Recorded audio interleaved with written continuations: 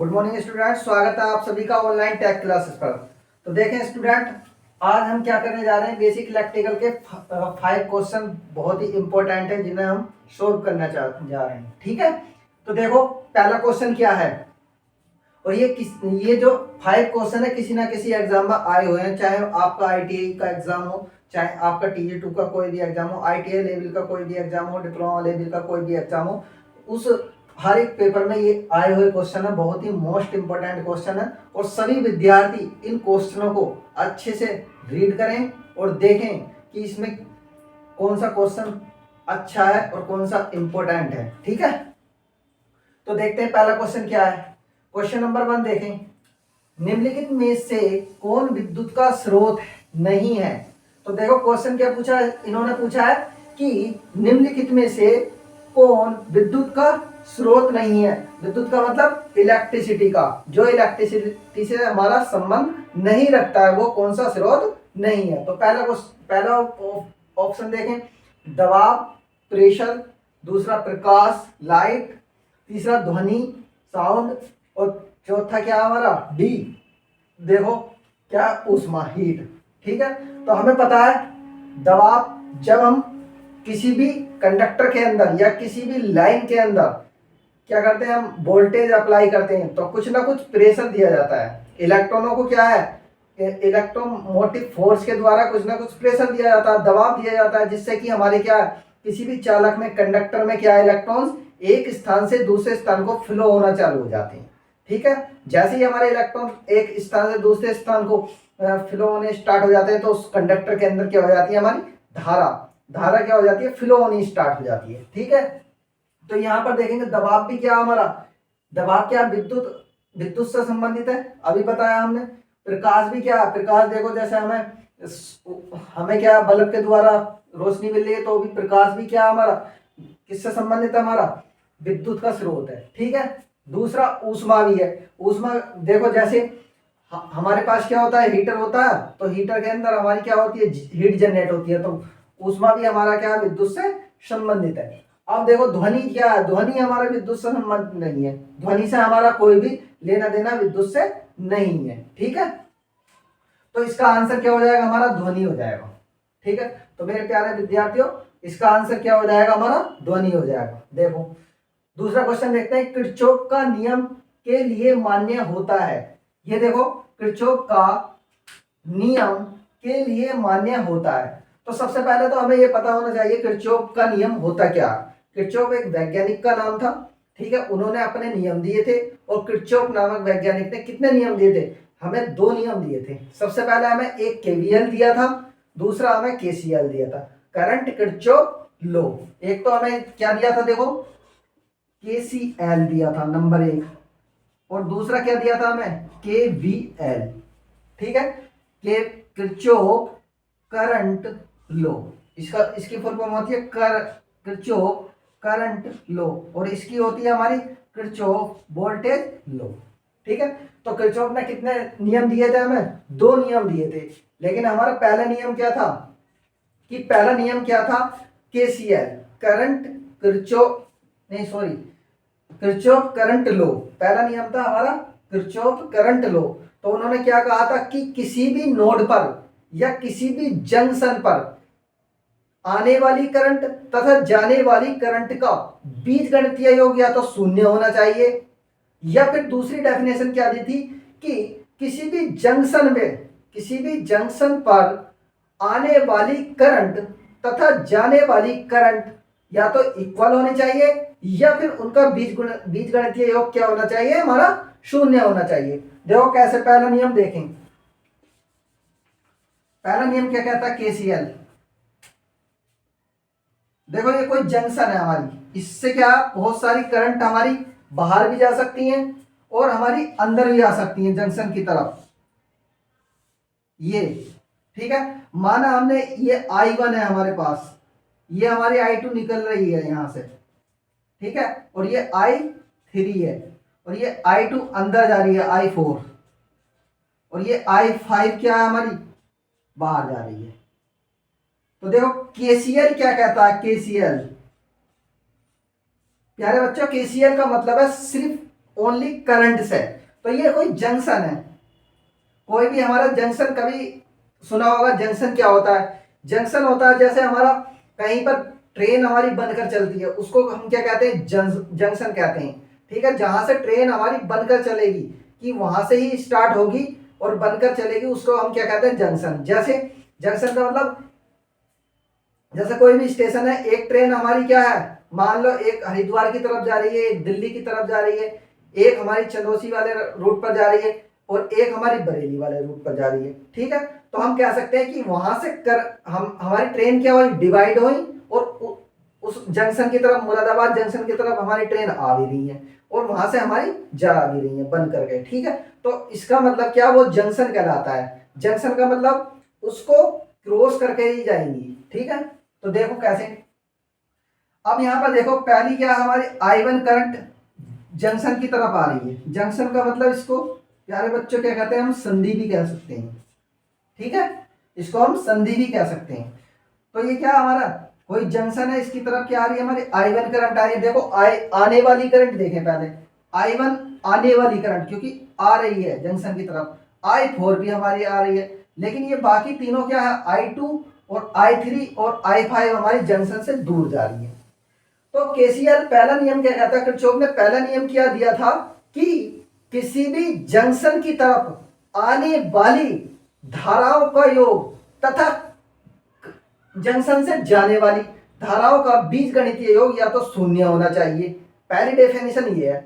दूसरी क्या है, किसी भी जंक्शन की तरफ आने वाली करंट तथा जंक्शन से दूर जाने वाली करंट का जो योग है वो बराबर होना चाहिए। देखो कैसे, अब यहां देखते हैं आने वाली करंट। देखो प्यारे बच्चों, आने वाली करंट कौन कौन सी, I1।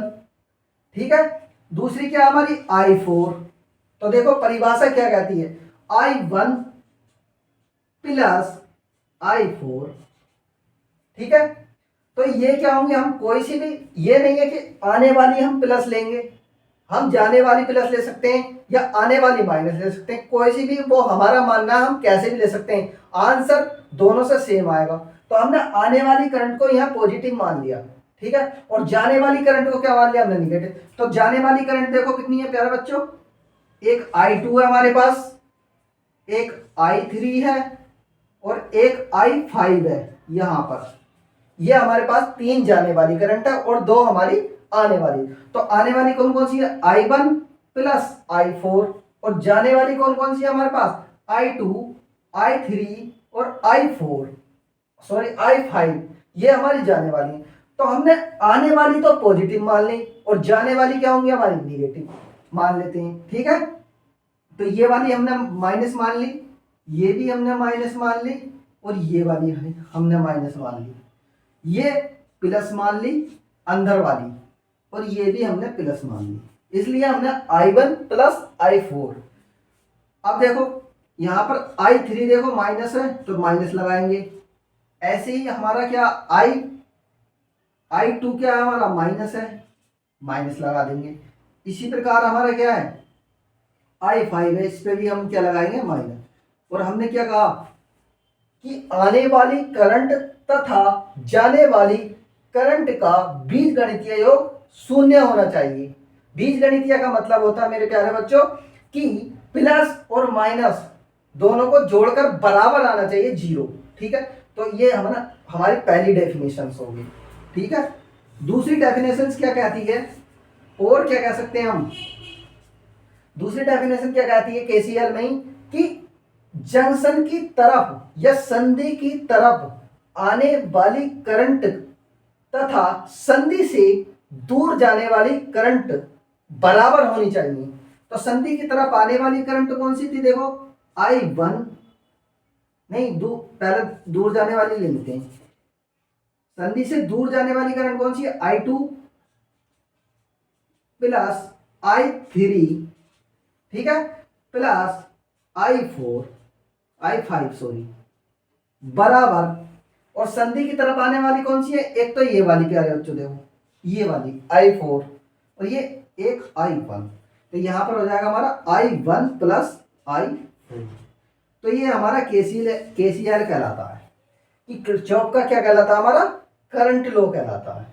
ठीक है, तो प्यारे बच्चों यहाँ पर यही पूछ रहे हैं, वो किरचॉफ का नियम के लिए मान्य होता है। तो नियम तो इन्होंने दो दिए थे, पहला नियम केसीएल, दूसरा केवीएल दिया था, लेकिन दोनों ही हमारे अप्लाई किस पर होते हैं ये हमें पता होना चाहिए। तो देखो रेखिक रेखिक परिपथ का मतलब क्या होता है, तो देखो ये तो समझ में ही आ गया होगा। ठीक है, अब हम आपको रेखिक का मतलब बताते हैं।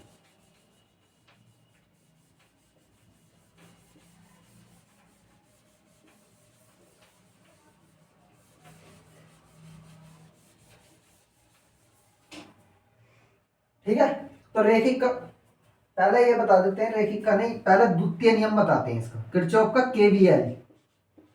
केवीएल का मतलब होता है किरचॉफ वोल्टेज लॉ। ठीक है, तो कोई भी हमारा सर्किट है, देखो ये एक रजिस्टेंस लगा है इसके नीचे अंदर, और ये कोई हमारी सप्लाई है। ठीक है, V प्लस और माइनस। ठीक है, इसके अंदर देखो करंट कितनी फ्लो हो रही है हमारे पास, I, और ये रेजिस्टेंस का मान कितना, I R। तो हमें ये पता लगाना, केसीएल तो हमारा पहला नियम हो गया कि संधि से दूर तथा संधि की तरफ आने वाली धाराओं का या तो बीजगणितीय योग शून्य होना चाहिए, या फिर आने वाली करंट तथा जाने वाली करंट क्या होनी चाहिए, हमारी इक्वल होनी चाहिए। वो हमारा केसीएल कहलाता है या धारा नियम कहलाता है। दूसरा हमारा केवीएल होता है, किरचॉफ वोल्टेज लॉ। तो इसके अंदर देखो कैसे निकालेंगे, V है हमारा, तो हम वो देखो प्लस से चलती है हमारी करंट, जो निकलती है वो प्लस से निकलती है और माइनस की तरफ हमारा पाथ प्रोवाइड करती है। तो यहां से देखेंगे करंट इस डायरेक्शन में जा रही है, तो यहां लगाएंगे केवीएल। ठीक है, केवीएल लगाने से क्या है कि इसमें बहुत सारे रेजिस्टेंस हो सकते हैं। ठीक है, बहुत सारे रेजिस्टेंस हो सकते हैं, R1 R2 R3, लेकिन हमने आपको समझाने के लिए एक ही R लिया है रेजिस्टेंस। तो हम भी यहां से चले, देखो V प्लस से चले V, तो ये प्लस आएगा। ठीक है, लेकिन इसके अब देखो वोल्टेज की डायरेक्शन में देखो, करंट जैसे हम प्लस जा रहे हैं तो करंट इस डायरेक्शन में जा रही है हमारी, तो जिस डायरेक्शन में हमारा वोल्टेज ड्रॉप होगा वो वोल्टेज ड्रॉप क्या कहलाएगा, हमारा पॉजिटिव कहलाएगा। तो इसे लेंगे हम माइनस I इंटू R बराबर 0, या V बराबर क्या हो जाएगा हमारा IR। तो प्यारे बच्चों इसमें हम अगर वोल्टेज या करंट का मान निकालना चाहे तो इस तरीके से हम निकाल सकते हैं। ठीक है, तो ये हो गया हमारा केवीएल। अब देखो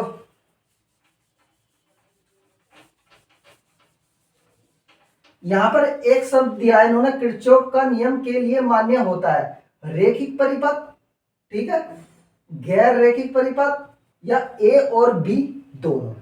तो मेरे प्यारे बच्चों आंसर इसका क्या है, ए और बी दोनों पर, रेखिक और अरेखिक दोनों ही परिपथ पर हमारा किरचॉफ के नियम लागू होते हैं। लेकिन रेखिक का मतलब क्या होता, देखो जैसे अगर हम कहें ये है हमारे पास, ये समय टी है, टी के सापेक्ष यदि मैं वोल्टेज देखो कितना बढ़ाता हूं इस तरीके से,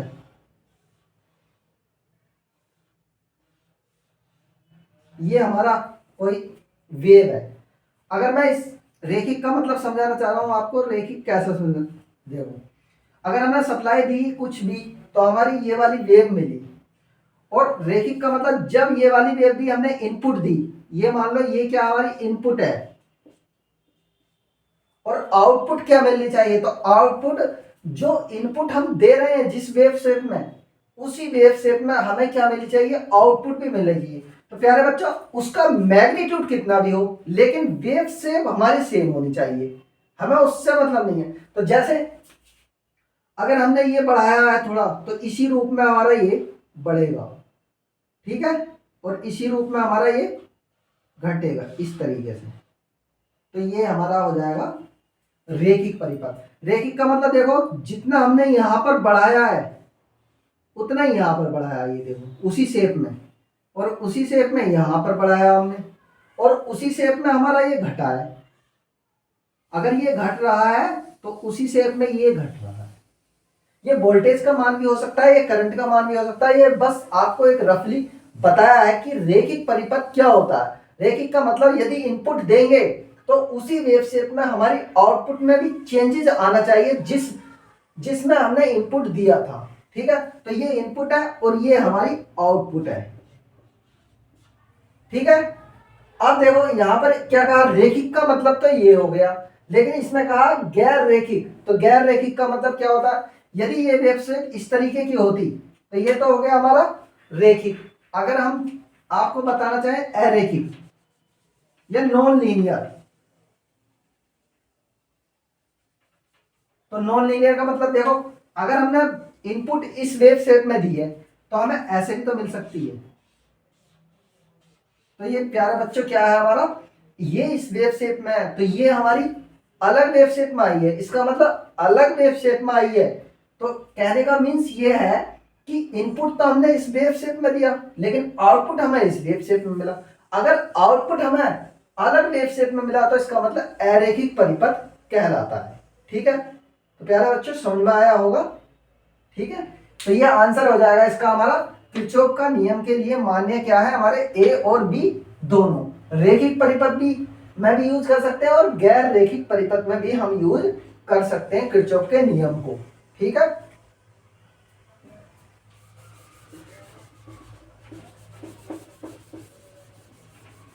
ये ओनली 5 क्वेश्चन आपको दिख रहे हैं, लेकिन 5 क्वेश्चन के अकॉर्डिंग जो मैं ओरली आपको बता रहा हूं वो और भी ज्यादा इंपॉर्टेंट चीजें हैं, क्योंकि ये क्वेश्चन तो लिखे हुए हैं, आराम से आंसर दे सकते हैं, लेकिन इनके बारे में समझना, ये इनके बारे में अवेयरनेस होना ये बहुत जरूरी हो जाता है। ठीक है, कि हमें पता होना चाहिए इसका हर एक क्वेश्चन का पोस्टमार्टम किस तरीके से हमें करना चाहिए। ठीक है, तो यदि हम हर एक क्वेश्चन का पोस्टमार्टम एक डेफिनेशन के रूप में करेंगे या फिर कोई एग्जाम्पल लेकर के करेंगे तो हमारे क्वेश्चन बहुत आसान हो जाते हैं। ठीक है, तो प्यारे विद्यार्थियों नेक्स्ट क्वेश्चन देखो, ये देखो 3rd नंबर का क्वेश्चन, BIS के अनुसार 3 फेजों और न्यूट्रल तारों के क्रमागत रंग क्या होते हैं। तो सबसे पहले तो हमें यह पता होना चाहिए BIS क्या है। ये एक स्टैंडर्ड है, इंटरनेशनल स्टैंडर्ड। ठीक है, ब्यूरो इंटरनेशनल स्टैंडर्ड, ये एक संस्था है हमारी जो इलेक्ट्रिसिटी के जो वायर हैं उनके रंग को किस तरीके से हमें रिप्रेजेंट करना है।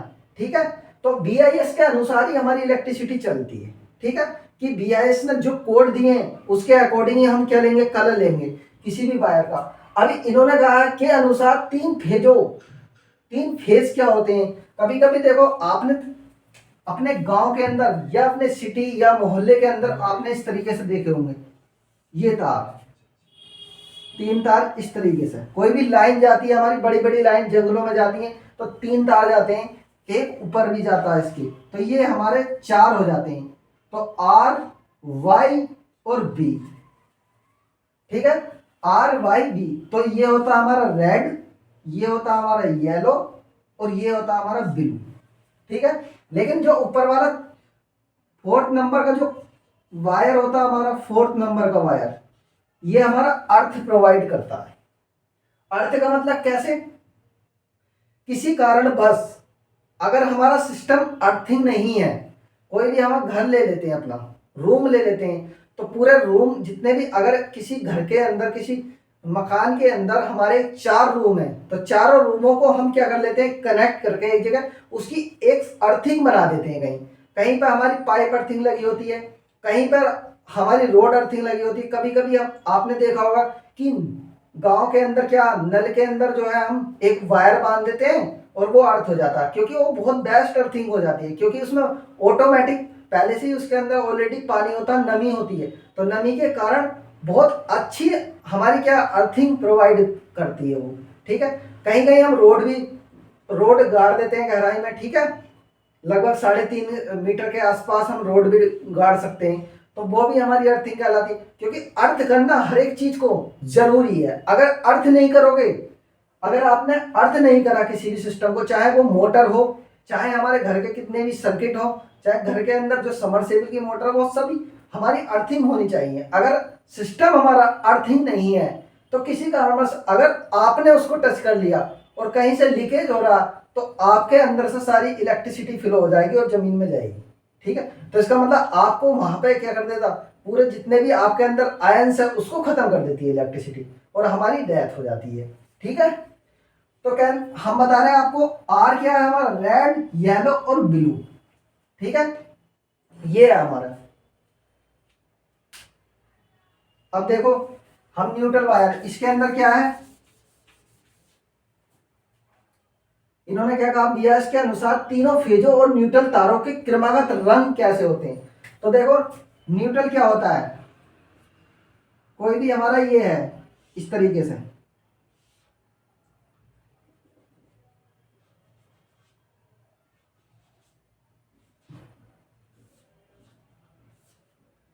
जो वायर हमने अभी बनाए थे, आपको देखो हमने वायर क्या बनाए थे, आर वाई और बी, बस हमने इसको एक जगह कनेक्ट कर दिया स्टार रूप में। मैंने आपको स्टार कनेक्शन पढ़ाया था इस रूप में। ठीक है, तो उसको हमने आपस में क्या कर दिया, कनेक्ट। तो यहाँ पर कोई ये तीनों वायर के जो सिरे हैं आपस में एक जगह कहीं ना कहीं हमें कनेक्ट करने पड़ेंगे, और जहां हमने इस तरीके से कनेक्ट कर दिया वहां पे स्टार कनेक्शन जनरेट हो जाता है। जैसे ये स्टार कनेक्शन हुआ तो इसका जो ये वाला जो पॉइंट है यहां से एक हमें वायर लेना पड़ता है, और जिसका नाम हम क्या कहते हैं, न्यूट्रल, क्योंकि न्यूट्रल बहुत जरूरी है। अगर न्यूट्रल नहीं होगा तो हम कहीं से भी गांव के अंदर या कहीं भी क्या करेंगे, एक वायर से हम सप्लाई नहीं ले सकते। अगर न्यूट्रल है हमारे पास तो हम क्या करेंगे, यहाँ से एक वायर ये वाला सेलेक्ट कर लेंगे, एक ये वाला, तो हमारी सिंगल फेज सप्लाई हो जाएगी जिसपे हमारा बल्ब वगैरह रन कर सकता है। ठीक है, जो घरों के अंदर यूज कर सकते हैं। अगर ये नहीं है तो आप इसको यूज नहीं कर सकते। कोई भी एक वायर ये ले लो और ये सेलेक्ट कर लो, सिंगल फेज सप्लाई हो जाएगी।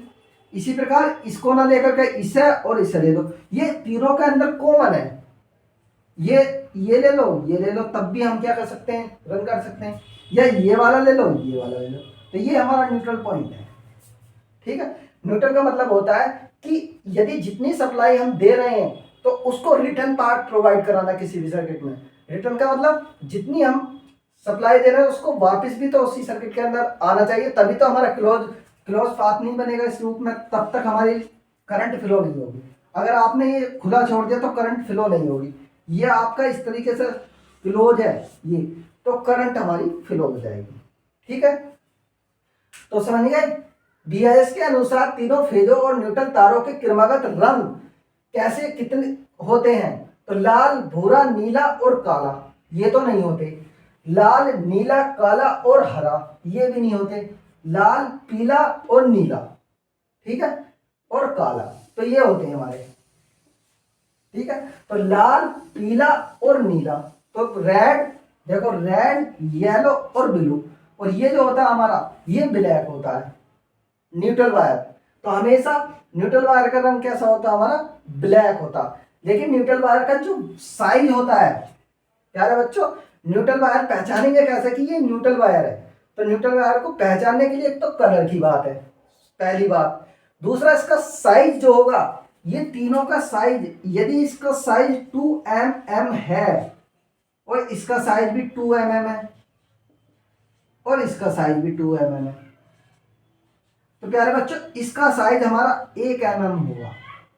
एग्जाम्पल के तौर पर ले रहे हैं हम कि इसका साइज क्या होगा, हमेशा आधा होता है। न्यूट्रल वायर का साइज क्या लेते हैं हम, हमेशा आधा लेते हैं, चाहे वो केबल का केस हो और चाहे हमारा ये सप्लाई का 3 फेज सप्लाई का केस हो। ठीक है, तो हम इसका जो लेते हैं हम आधा लेते हैं। ये भी बहुत क्वेश्चन आता है कि न्यूट्रल वायर का जो साइज है वो अकॉर्डिंग टू फेज वायर के कैसा लिया जाता है। तो ऑप्शन में वो दे देता है 2 गुना, 3 गुना, 4 गुना या 1/2 या हाफ। ठीक है, 1/2 का मतलब आधा, तो हम कह सकते हैं वहां ऑप्शन दिया होगा आधा, तो वहां पर हम टिक लगा सकते हैं। ठीक है, ये बहुत मोस्ट इंपॉर्टेंट क्वेश्चन है। ठीक है, तो आंसर क्या हो गया हमारे प्यारे बच्चों, लाल, पीला, नीला और काला हो गया। ठीक है, नेक्स्ट क्वेश्चन देखते हैं। यदि किसी चालक के सिरों पर, कोई भी चालक है, चालक का मतलब क्या बताया था मैंने, एक दिन बताया था, देखो इस तरीके से बनाया था मैंने लेक्चर के अंदर, देखो कैसे। चालक का मतलब कोई भी एल्युमिनियम वायर है हमारा, ये इस तरीके से बना करके आपको मैंने बताया था। ये कोई भी हमारा चालक है, चालक का मतलब तार, एल्युमिनियम का, कॉपर का, सिल्वर का, ईटीसी कुछ भी हो सकता है वो। तो ये हमारा कोई चालक है। तो उन्होंने ये देखा किसी चालक के सिरों पर, ये कोई सिरे हैं इसके चालक के, ए और बी, ए और बी, सिरों पर विभवांतर को आधा कर दिया जाए। तो प्यारे बच्चों कहने का मीन्स ये है, यदि हम इस पर 20 वोल्ट सप्लाई दे रहे थे, ठीक है, विभवांतर को आधा कर दिया जाए। यदि हम 20 वोल्ट सप्लाई दे रहे थे, जब इसमें वोल्टेज की वैल्यू 20 वोल्ट थी, तो इसमें इलेक्ट्रॉन्स, नंबर ऑफ इलेक्ट्रॉन्स ज्यादा से ज्यादा फिल हो रहे होंगे।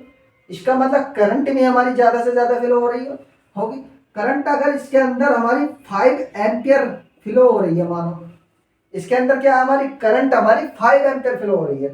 यदि करंट हमारी 5 एम्पियर फ्लो हो रही है, और यदि इस वोल्टेज को, इन्होंने यही कहा है, देखो, यदि किसी चालक के सिरों पर विभवांतर को आधा कर दिया जाए, आधे का मीन्स 20 वोल्ट यदि सप्लाई दे रहे हैं, और अब इसकी जगह 20 की जगह 10 वोल्ट कर दें, तो प्यारे बच्चों अगर करंट पहले 5 एम्पियर फ्लो हो रही थी, ठीक है, पहले कितनी हो रही थी, 20 वोल्ट सप्लाई देने पर हमारी इस वायर के अंदर करंट हमारी कितनी हो रही थी, 5 एम्पियर फ्लो हो रही थी। लेकिन 20 की जगह हमने 10 वोल्ट की बैटरी लगा दी। जब हमने 10 वोल्ट की बैटरी लगा दी, तो इसका मतलब करंट पहले 5 एम्पियर की फ्लो हो रही थी, क्योंकि वोल्टेज का मान ज्यादा था। अब हमारी क्या है, 10 वोल्ट है, तो 10 वोल्ट होने के बावजूद क्या हो जाएगी, करंट हमारी 2.5 एम्पियर हो जाएगी। ठीक है, तो कहने का मीन्स ये है, एग्जाम्पल के तौर पर हम ये बताना चाह रहे हैं कि यदि वोल्टेज हमारी आधी कर दी जाए, तो हमारी करंट का मान भी क्या हो जाएगा मेरे प्यारे बच्चों, आधा हो जाएगा। तो ऑप्शन नंबर ए देखो, यह बढ़ जाती है, यह दोगुनी हो जाती है, यह घट जाती है, यह आधी हो जाती है। तो प्यारे बच्चों ये इसका आंसर है। ठीक है, अब देखो नेक्स्ट क्वेश्चन क्या है। दिए गए विकल्पों में से ओम का नियम केवल किसके लिए लागू होता है। तो सबसे पहले हमें ये पता होना चाहिए कि ओम का नियम होता क्या है। जिस प्रकार हमने एनालिसिस किया था कि किरचॉफ का नियम, कहने को क्या था, आपको इस क्वेश्चन को ऐसे ही करा सकते थे कि किरचॉफ का नियम किस पर लागू होता है, ए और बी दोनों पर, लेकिन हम पता होना चाहिए कि किरचॉफ का नियम वास्तव में होता क्या है, किस प्रकार से हमारा ये काम करता है सर्किट के अंदर।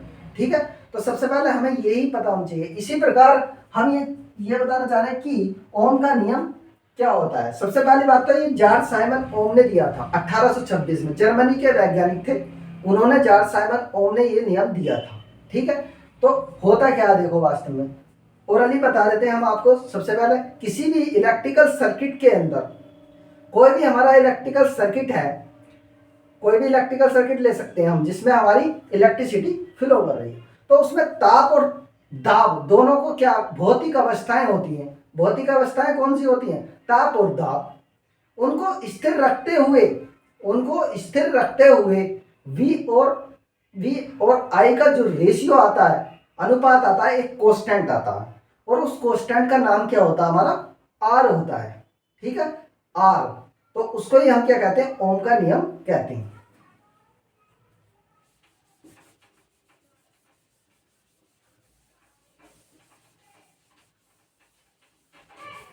देखो कोई भी, हमने क्या कहा कि स्थिर ताप, क्या कहता है ओम का नियम, स्थिर ताप व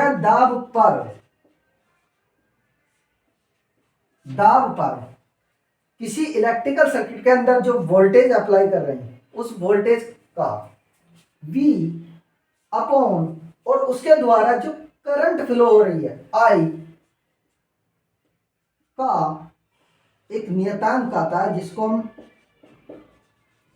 क्या कहते हैं, ओम का नियम कहते हैं। और इस नियतांक का नाम हमें क्या रखा गया,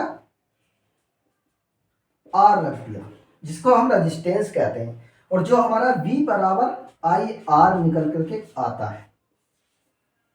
ठीक है प्यारे बच्चों, तो इस तरीके से हम क्या करेंगे, ये तो हमने समझाने के लिए आपको बताया। ठीक है, V अपॉन आई का रेशियो एक नियतांक होता है जिसको ओम का नियम कहते हैं। तो कहने का मतलब क्या है कि ओम का नियम किस पर लागू होता है? तो सबसे पहले देखो जर्मेनियम। तो जर्मेनियम का मतलब क्या होता है? अर्धचालक होते हैं। मैंने आपको सबसे शायद सेकंड सेकंड लेक्चर में आपको बताया जर्मेनियम और सिलिकॉन क्या होते हैं, ये अर्धचालक होते हैं। अर्धचालक का मतलब जैसे ये जर्मेनियम है, जर्मेनियम क्या है? ये प्योर अर्धचालक है। इसके अंदर किसी भी तरीके की हमने बाहर से कोई भी मटेरियल्स इसके अंदर हमने मिलाया नहीं है, ये इस समय प्योर है। अगर इसके अंदर ही हम कह देते, जैसे हमने जर्मेनियम और सिलिकॉन एक साथ लिख देते, तो ये क्या हो जाता? Arsenic, sorry. अगर इसके अंदर हम आर्सेनिक लिख देते, आर्सेनिक मिला देते, क्योंकि दूसरी इसमें दूसरे में दूसरी क्या हमारे दूसरा मटेरियल्स इसके अंदर हम मिला चुके हैं अर्धचालक, ठीक है। वो किस टाइप का होगा, ठीक है, वो डिपेंड करेगा। तो दूसरा अगर मिला दिया तो हमारा मिक्स हो गया, तो मिक्स हो गया तो ये शुद्ध तो हुआ नहीं, फिर अशुद्ध हो गया। लेकिन इस समय क्या है? शुद्ध है, तो शुद्ध जर्मेनियम है, तो ये शुद्ध अर्धचालक कहलाएगा। शुद्ध का मतलब बिल्कुल प्योर। और यदि इसके अंदर कुछ मिला देता तो इम्प्योर हो जाता, अशुद्ध अर्धचालक हो जाता। तो अर्धचालक होते क्या है? हमने बताया था अर्धचालक, एक बताया था हमने चालक कंडक्टर, एक बताया था हमने अर्धचालक सेमी कंडक्टर, एक बताया था हमने इंसुलेटर, ठीक है, तीनों ही। तो चालक क्या होता है? जिसमें आसानी से हम करंट फ्लो कर सकते हैं, आसानी से करंट फ्लो कर सकते हैं। फॉर एग्जांपल जैसे कॉपर वायर, एल्युमिनियम वायर, ठीक है, ये क्या हमारे सिल्वर वायर, ये क्या हमारे चालक हैं। और अर्धचालक क्या? जर्मेनियम और सिलिकॉन, और भी बहुत सारे हैं, ठीक है। जर्मेनियम और सिलिकॉन जो मोस्टली यूज किए जाते हैं इलेक्ट्रॉनिक सर्किट्स के अंदर। ये गैलियम आर्सेनाइड जो है वो हमारा इम्प्योर, अशुद्ध हो जाता है, ठीक है, अशुद्ध चालक कहलाता। लेकिन अर्धचालक, सॉरी, तो अर्धचालक क्या होते हैं? जिसमें जिसकी कंडक्टिविटी या चालकता हमारी क्या है? चालक से तो कम होनी चाहिए और इंसुलेटर से ज्यादा होनी चाहिए, हमारे अर्धचालक कहलाते हैं। और इंसुलेटर में तो हमारी ना के बराबर हमारी क्या करंट फ्लो होती है। तो ये हमारे तीनों होते हैं, ठीक है। तांबा, कॉपर, इसको कहते हैं कॉपर वायर, तो ये तो हमारा प्योर चालक है, ठीक है। सिलिकॉन, सिलिकॉन अभी बताया मैंने अर्धचालक कहलाता है। और none of the atom, non का मतलब इसमें से कोई नहीं। तो प्यारे बच्चों, ओम का नियम हमेशा मेटल पर यूज करते हैं, ठीक है, इस पर, चालक पर। तो ये हो गया हमारा ओम का नियम, इस पर हम अप्लाई करते हैं। तांबा हो सकता है, एल्युमिनियम दे सकता है, सिल्वर दे सकता है, ठीक है, ये सारे वो दे सकता है। तो हम तांबे की जगह कुछ और भी लिख सकता था वो यहाँ पर। तो तांबा, जितने भी हमारे चालक होंगे या मटेरियल्स होंगे, है ना, प्योर मटेरियल्स, वो हमारे इस पर, उस पर हम क्या कर सकते हैं? ओम का नियम लागू कर सकते हैं। तो आई होप मेरे प्यारे साथियों, ये आपको 5 क्वेश्चन समझ में आए होंगे। विद हमने पोस्टमार्टम किया है, अच्छे से पोस्टमार्टम किया। एक एक चीज को सही से पढ़ो। ऐसा नहीं है कि अगर हम क्लास ले रहे हैं तो मजाक है, ये समझ रहे हो, इनको अच्छे से करो। ये सारे ही क्वेश्चन कहीं ना कहीं किसी एग्जाम में आए हुए हैं, और कहीं ना कहीं जब भी आप ITA का एग्जाम दोगे तो इसमें से इन 5 क्वेश्चन की मैं गारंटी देता हूँ, 2 क्वेश्चन इसमें से आए नहीं आएंगे 100%। आप कोई भी एग्जाम देंगे ITA का, इलेक्ट्रीशियन का जो होने वाला है, वो उसमें इसमें से 2 क्वेश्चन आने ही आने हैं, चाहे देख लेना आप। तो अच्छे से तैयार करना, और फिर देखते हैं नेक्स्ट, आगे देखते हैं लेक्चर में, ठीक है। थैंक यू और धन्यवाद।